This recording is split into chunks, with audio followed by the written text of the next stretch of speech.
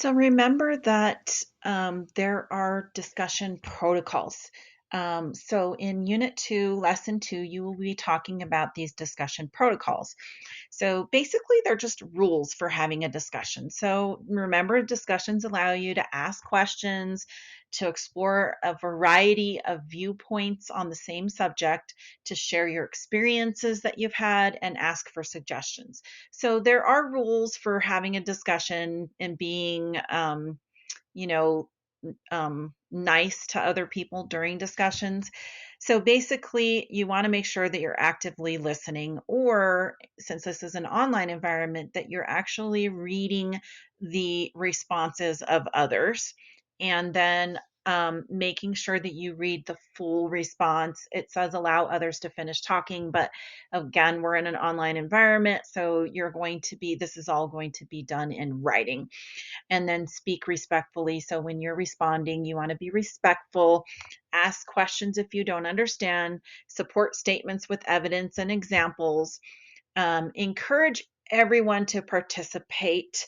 And that's again more for an in person environment. Make sure that you're not dominating the discussion. So, again, that's more of an in person environment, and then challenge the ideas, not the people. So just keep that in mind that when you're responding to someone else, it's okay not to agree with someone, but do it in a respectful way, and then make sure that you have um, valid reasons for not agreeing with that person. So you have to provide evidence again. And so we may end up doing some Socratic seminars in this class, and very likely that we will, and you will need to have these rules, or you will need to be able to apply these rules in a setting where you actually are talking to other people. So just keep that in mind. For this particular unit, though, you will be doing this online. It will be in written form, but later on in live lessons, we will probably have some Socratic seminars. So you will need to be able to apply these.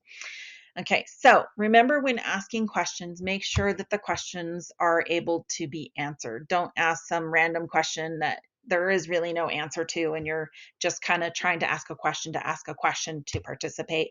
Um, Avoid doing that. Make sure it's a question that you want to know and that it's able to be answered. Make sure that you're asking questions that are challenging the other person to think critically about things, or the other people in your group to think critically about things, right? And then make sure that your analysis is you have an effective response, because you're analyzing things, you're comparing and contrasting things, you're thinking of cause and effect, you're asking for clarification, you're asking open-ended questions that require more than yes or no answers. It requires the other person to critically think, and also that the questions require the other person to expand on ideas. Okay.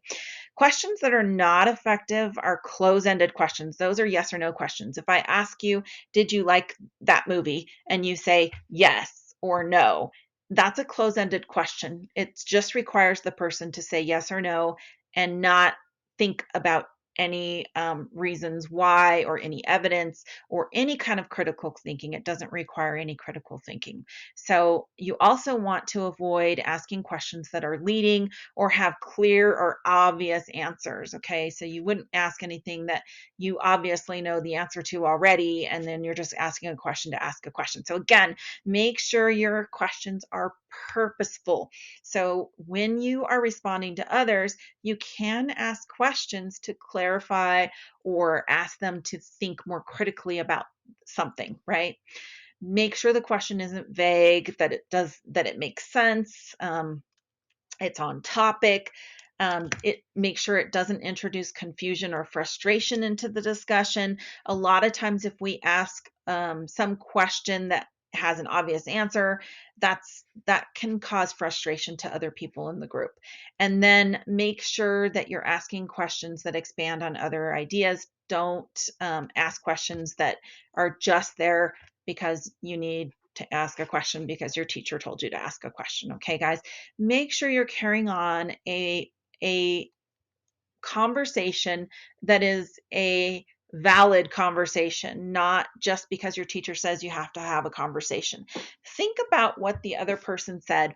And think about this too when you're clicking on other responses. If you read someone else's response and you really have nothing to comment on that response, go to someone else's response. Look at theirs. Okay. You might have to click on 7 or 8 or 10 different responses before you come to a response that you feel you have something to contribute or that you agree with or don't agree with, and have something that you want to contribute to that conversation or ask that person, or add to their response because you feel strongly about it. So just make sure that when you're doing your conversations, when you're responding to other people, that you're thinking about these things. Again, don't just do it because you have to get points on it.